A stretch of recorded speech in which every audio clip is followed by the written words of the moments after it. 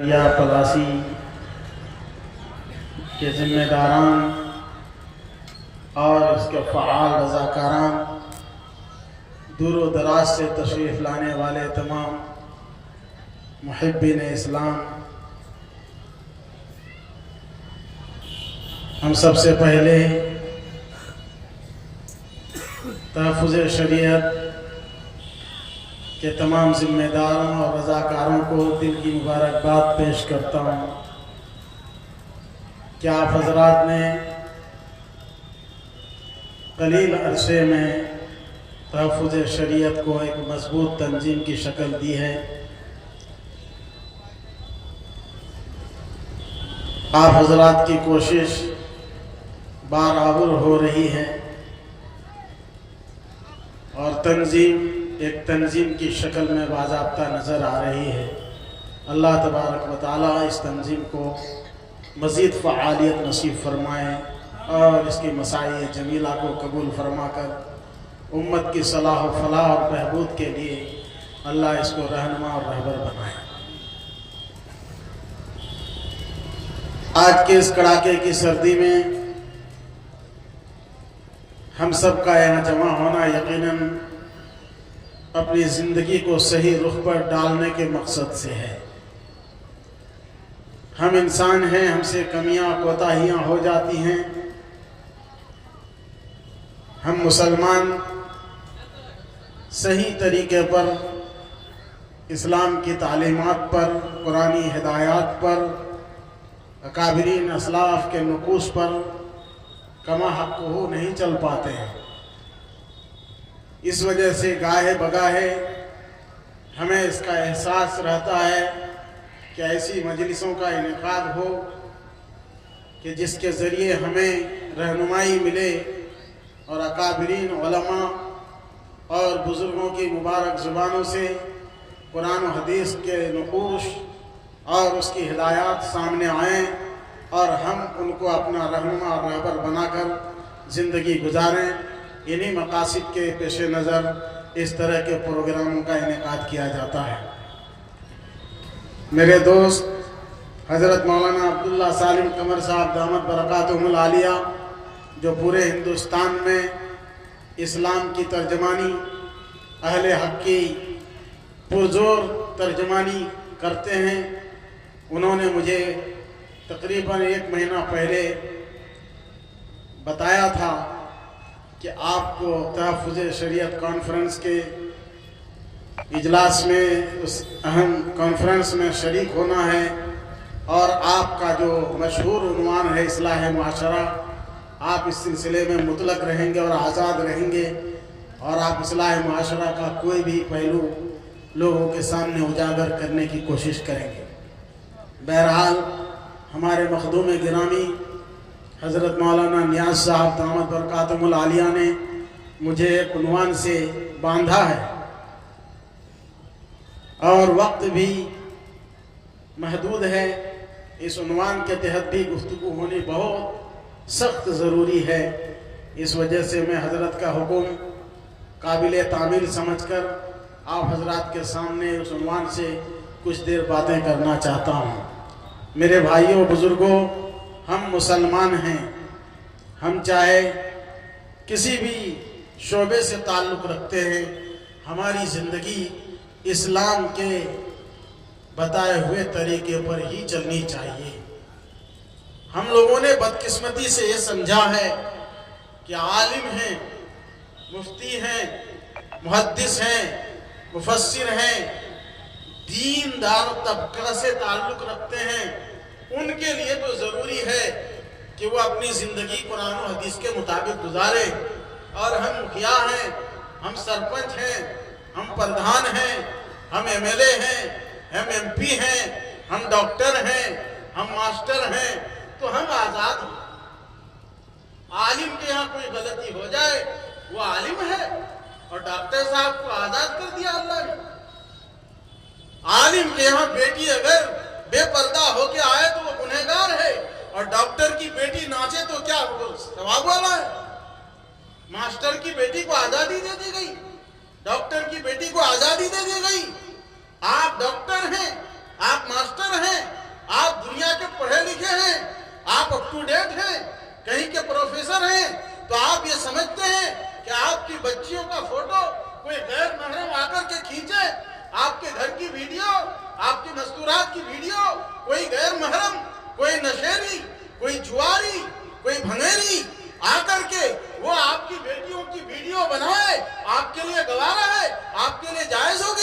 مسلمانوں یہ ہم نے جو خط کھینچ رکھا ہے دیندار کا اور غیر دیندار کا، ہم نے جو یہ تفریق کی ہے علماء کی اور غیر علماء کی، یہاں بنیادی غلطی ہے۔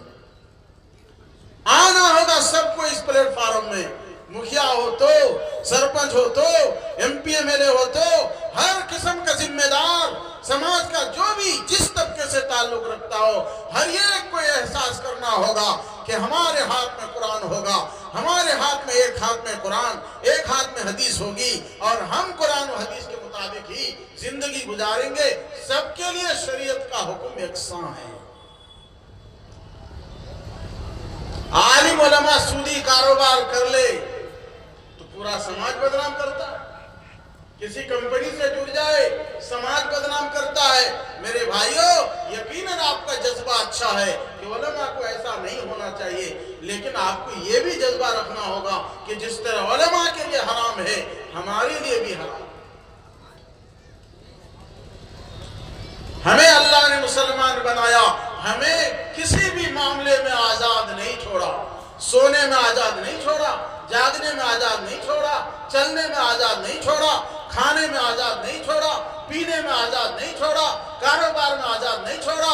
ہمیں اللہ نے، اللہ کے رسول صلی اللہ علیہ وسلم نے ہدایت دی ہے کہ اس کے مطابق زندگی گزارو، اس سے ذرا سا بھی آگے پیچھے مت کرو۔ شیطان نے نعرہ لگایا کہ سود میں پیسے آتے ہیں، سود میں پیسے بڑھتے ہیں، لہذا سودی کاروبار کرو۔ اللہ تبارک و تعالیٰ نے کہا سود کاروبار نہیں کرنا ہے، سودی کاروبار نہیں کرنا ہے، انٹرسٹ کا کاروبار نہیں کرنا ہے، کاروبار کرو، حلال کمائی کماؤ۔ اللہ نے بیع کو، اللہ نے خرید و فروخت کو حلال کیا ہے، اور ربا کو، سودی کاروبار کو، مال کسی کو دے کر اس سے جبراً وصول کرنے کو، اور مال کے بدلے ٹائم کا بدلہ لے کر طرح طرح سے بدلہ وصول کرنا اور مال کی زیادتی وصول کرنا، اللہ تعالیٰ نے اس کو جائز قرار نہیں دیا۔ کسی کو 100 روپیہ دیا اور یہ کہا کہ 110 روپیہ لیں گے، کسی کو 1000 روپیہ دیا کہا کہ 120 روپیہ لیں گے، 1000 روپے 20 روپیہ لیں گے، 1000 کے اوپر 20، یہ 20 سود ہے۔ آپ کو لینا ہے تو آپ یہ کہہ کے لیجئے کہ آپ کو 1000 روپیہ کاروبار میں دے رہے ہیں، آپ کو جو نفع ہوگا اس نفع میں 5% ہم کو دیجئے، یہ جائز ہے۔ اگر آپ یہ طے کر دیتے ہیں 5000 روپیہ دے رہا ہوں اور اس میں سے آپ جو کمائے ہم کو اس سے مطلب نہیں، ہم کو 100 روپیہ مہینہ چاہیے، تو یہ سود ہے۔ اللہ نے راستہ کھول کے رکھا ہے، بس ہماری سمجھ کی صرف اس میں کمی ہے۔ ہم سمجھنا نہیں چاہتے ہیں، ہم ان راستوں پہ جانا نہیں چاہتے ہیں، ہمیں آسان والا راستہ نظر آتا ہے، شیطان کا بتایا ہوا راستہ مزین ہوتا ہے، وہ آسان نظر آتا ہے، وہ جیب بھرنے والا راستہ نظر آتا ہے، اس سے ہم احتیاط کریں۔ اللہ نے فرمایا کہ سودی کاروبار حرام ہے۔ میرے معزز بزرگ و دوستو، مال آپ نے کہاں سے کمایا، کیسے کمایا، اس سلسلے میں قیامت کے دن سوال ہوگا۔ حضور پاک صلی اللہ علیہ وسلم نے فرمایا ابن آدم کے قدم، ابن آدم کے پیر اپنی جگہ سے ہٹ نہیں سکتے یہاں تک کہ ان سے 5 سوال کر دیے جائیں۔ 5 سوالوں کے جواب دیں گے تبھی آپ آگے بڑھ سکتے ہیں، ورنہ آگے نہیں بڑھ سکتے۔ ان 5 سوالوں میں ایک سوال ہے مال کے بارے میں، مال کہاں سے کمایا، کیسے کمایا۔ کہاں سے کمایا کا مطلب یہ مال آنے کی جگہ کیسی ہے، حلال ہے کہ حرام ہے۔ بس جہاں سے آیا، سانپ آیا تو لے لیا، بچھو آیا تو لے لیا، لکڑی آئی تو لے لی، جنگل ہے جنگل سے سانپ بھی لا رہے، لکڑی بھی لا رہے، کچھ نہیں دیکھ رہے ہیں۔ دیکھنا ہوگا، علماء سے پوچھنا ہوگا، مفتیوں سے پوچھنا ہوگا، ہم یہ کاروبار کرنے جاتے ہیں، یہ کرنا صحیح ہے کہ نہیں۔ کاروبار کے لیے عالم اور بزرگ کو دعا کے لیے بلانا تو ضروری سمجھتے ہیں، لیکن کاروبار شروع کرنے سے پہلے عالم اور مفتی سے مشورہ کرنا ضروری نہیں سمجھتے۔ یہ سمجھتے ہیں کہ یہ کاروبار ہم کریں گے، کسی عالم کو بلانا ہوگا، بلا کے دعا کرانی ہوگی، لیکن یہ کبھی نہیں سوچا کہ بھئی دعا کرنے سے پہلے مشورہ بھی تو کر لیں کہ حضرت میں فلاں کاروبار کرنے والا ہوں، اس کاروبار میں کیا رہنمائی ہے، کیا رہبری ہے، کیا شریعت کے ہدایات ہیں، مجھے بتائیں، جائز ہے کہ ناجائز ہے، مناسب ہے کہ نہیں ہے۔ پوچھ کر زندگی گزارے ہیں، تبھی ہماری خیریت ہے۔ اللہ نے فرمایا فَاسْأَلُوا أَهْلَ الذِّكْرِ إِن كُنتُمْ لَا تَعْلَمُونَ، جاننے والوں سے پوچھو اگر نہیں جانتے ہو۔ کاروبار کرتے ہو تو مارکیٹ میں چونکہ سودی کاروبار بھی ہے، رشوت کا بازار گرم ہے اور طرح طرح کی لین دین ہو رہی ہے، نہ جانے شیطان کس راستے سے کہاں لے کے ڈبا دے گا۔ اس لیے شیطان کے بچاؤ کے لیے ان لوگوں کے پاس جائیں جو شیطان کے حربوں کو جانتا ہے، جو شیطان کی تمام تر چالوں کو جانتا ہے، مکر و فریب کو، دھوکے کو جانتے ہیں، ان کے پاس جاؤ اور ان سے معلوم کرو کہ یہ کاروبار ہم کرنا چاہتے ہیں، صحیح ہے کہ نہیں ہے، جائز ہے کہ ناجائز۔ اللہ کے نبی نے فرمایا مال کے بارے میں پوچھا جائے گا، مال کہاں سے کمایا، اس مال کا کیا پوزیشن ہے۔ دوسرا یہ پوچھا جائے گا مال خرچ کہاں کیا آپ نے۔ میرے بھائیوں، آقا صلی اللہ علیہ وسلم نے فرمایا حرام کا مال کھاؤ گے، سود کا مال کھائیں گے تو کون سا مال ہے؟ حرام کا مال ہے، اللہ نے اس کو حرام کرا دیا۔ حرام مال کھاؤ گے، تہجد پڑھو گے، حرام مال کھاؤ گے، ذکر اللہ کرو گے، حرام مال کھاؤ گے، بزرگوں سے تعلق رکھ کے سوچتے ہو کیا گنگا نہان کر لیے، تمام تر برائی کرو اور بزرگوں سے ہاتھ مصافحہ کر لو، سمجھتے ہو کہ گنگا میں نہا لیا آپ نے؟ نہیں مسلمانوں، کردار پر اترنا ہوگا، بزرگوں سے تعلق رکھتے ہیں، بزرگوں کے نقش قدم پر چلنا ہوگا، ان کی ہدایات پر چلنا ہوگا۔ اللہ کے نبی صلی اللہ علیہ وسلم نے فرمایا مال حرام کھاتا ہے، آدمی کا کھانا مطعمہ حرام، مشربہ حرام، اور ساتھ میں ملبسہ حرام، سود کے پیسے سے آپ جو کھاتے ہیں اسٹائل والا کھانا یہ حرام ہے، سود کے پیسے سے آپ جو لباس پہنتے ہیں، طرح طرح کا لباس خریدنے کے لیے آپ سودی کاروبار کرنے پر مجبور ہیں، تو سمجھئے وہ ملبس، آپ کا لباس حرام، آپ کا کھانا حرام، پینا حرام۔ آقا فرماتے ہیں وہ دعا کرتا ہے اللہ اللہ اللہ فلسطین کو آزادی دے دے، اللہ شام والوں کو آزادی دے دے، اللہ افغانستان والوں کو آزادی دے دے۔ یقیناً دعا کیجئے، دعا کرنی بھی چاہیے، لیکن اللہ کے نبی فرماتے ہیں ایک طرف تو تم ہائے ہائے کر کے دعا کرتے ہو، یا رب کر کے دعا کرتے ہو، دوسری طرف تمہارا کھانا حرام، تمہارا پینا حرام، تمہارا سب کچھ حرام، اور غذیہ بالحرام، جسم کی پرورش ہوئی ہے حرام سے۔ اللہ کے نبی فرماتے ہیں دعا اوپر کیسے جائے گی، انا یستجاب، کیسے اس کی دعا قبول کی جائے گی۔ میرے معزز بزرگوں دوستو، اس لیے سودی کاروبار کو ہم لوگ چھوڑنے کا طے کریں گے انشاءاللہ طے، ایسے ماحول سے بچیں گے انشاءاللہ۔ سب کوئی ہاتھ اٹھائیے، اللہ ہمت دے گا انشاءاللہ، توفیق ہوگی۔ ایک بات اور میں اس حوالے سے کہہ دوں، دیکھیے سودی کاروبار عام کیوں ہو رہا ہے، یہ ہم لوگوں کی بھی غلطی ہے۔ آج تحفظ شریعت کے بیرے تلے میں نے ان کے عزائم پڑھے، ان کے عزائم میں ہے کہ معاشرے میں ترقیاتی کام کیے جائیں۔ معاشرے میں ترقیاتی کاموں میں ایک کام یہ بھی ہے کہ بیت المال کا قیام ہو، بیت المال کے ذریعے سے مسلمانوں کو قرضہ دیا جائے۔ مسلمانوں، بینک سے جب آپ قرض لیتے ہیں تو آپ ان کا سود ہونے کی وجہ سے، ان کے طرف سے متعینہ سودی رقم کی وجہ سے آپ دباؤ محسوس کرتے ہیں اور آپ ان کا سود ادا کرنے کے لیے جاتے ہیں۔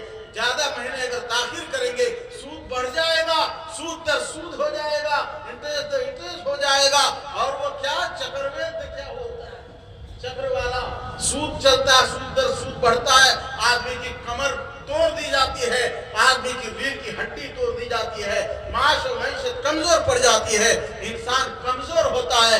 شیطان ابنائے آدم کو کمزور دیکھنا چاہتا ہے، اس لیے وہ نیا سسٹم دکھاتا ہے تاکہ مسلمان کمزور ہو جائے۔ میرے بھائیوں، ہم لوگوں نے اس کو رواج دیا، हम अगर नबी करीम सल्लल्लाहु अलैहि वसल्लम के फरमान पर चलते, आका सल्लल्लाहु अलैहि वसल्लम के पास एक यहूदी आया, उसने अपना कर्जा मांगा कि मेरा कर्जा अदा करो, एक ऊंट अदा कर दो।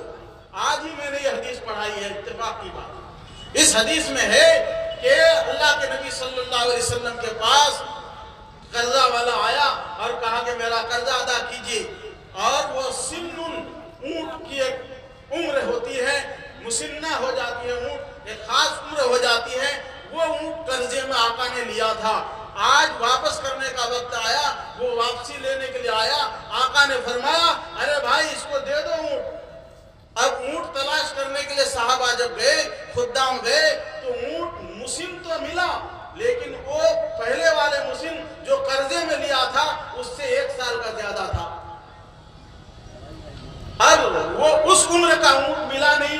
आका सल्लल्लाहु अलैहि वसल्लम से आके कहा या रसूल अल्लाह, ऊंट है लेकिन उस उम्र का नहीं है, उससे बड़ी उम्र का है। आका सल्लल्लाहु अलैहि वसल्लम ने फरमाया वही बड़ी उम्र वाला उसको दे दो। 5000 का माल था और कर्जा वाला 4000 का था। आका ने फरमाया 5000 वाला दे दो उसको। और फिर आका ने फरमाया तुम में बेहतर वो है जो हुस्ने अदा का मालिक हो, जो अच्छी तरह अदा करना जानता हो, यानी जो लिया है उससे बेहतर अदा करो। मेरे भाइयों, सूद देने के लिए आप पर हम तैयार हैं, लेकिन कोई आदमी हमको कर्जा देता है 20,000 और हम उसके पैसे से 5 महीना कमाते हैं, खाते हैं, तरक्की करते हैं, जब उसको वापस करने जाते हैं एक तो अदा ही नहीं करते, हुस्ने अदा तो दूर की बात, अदा करने के लिए तैयार नहीं, लेकिन चलो अदा कर भी देते हैं तो खालिस वही 20,000 अदा करते हैं। आप सूद पर कहीं लेते तो आज ये 20,000 22,000 बन जाते, लेकिन आप जब अदा करने जाते हैं मुसलमान होने के नाते नबी करीम सल्लल्लाहु अलैहि वसल्लम की सुन्नत के मुताबिक हुस्ने अदा को अपनाइए, बेहतर अंदाज में अदा कीजिए। 20 को 21,000 बना के दीजिए या 20,500 दीजिए, ये कह करके 20,000 को आपके करने के 500 रुपया में आपको हदिया दे रहा हूँ, आपने बर वक्त मेरा साथ दिया था, ये जायज भी है। और इससे क्या होगा, आदमी कर्जा देने के लिए तैयार होगा, सूदी कारोबार नहीं करेगा कि चलो हदिया तो मिल ही जाएगा। अल्लाह ताला हम सबको कहने सुनने से ज्यादा अमल की तौफीक इनायत फरमाए। माशाअल्लाह, हजरत मौलाना मुफ्ती जसीम साहब कासिमी दामत बरकातुहुल आलिया का पुरमग़ज़ खिताब आपने सुना सूदी कारोबार के हवाले से।